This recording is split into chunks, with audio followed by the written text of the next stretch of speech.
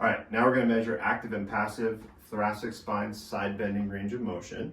We have our two different anatomical landmarks following our same foundational concept of placing the inclinometer one segment above at C7 and one segment below at L1. This is one of the techniques where if it's a two inclinometer or a dual inclinometer method, where we're going to have an indicator and a reference inclinometer, but if the zero position, the starting position, is the same for both of these, then we can use one inclinometer at both of these landmarks. So first, let's start by zeroing out the inclinometer. So that yellow arrow is pointing at the zero. So again, I'm on C7 and now L1. And if the zero position is pretty close, then we can use the same inclinometer for both of those landmarks. So you'll see what I mean here when you side bend to the right. So you're going to tip your head and then tip to your right as far as you can go.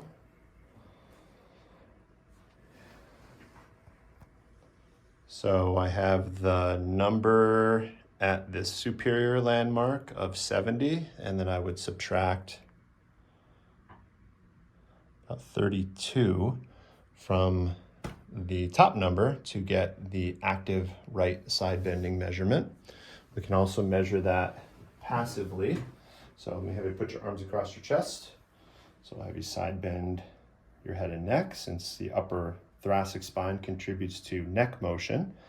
Side bend and then tip. I can stabilize the contralateral pelvis, apply overpressure, spring against the barrier. And then since I'm using one inclinometer, I can maintain overpressure with my right hand. Line that up with the more superior landmark. And then I would subtract the more inferior or reference landmark from that top number.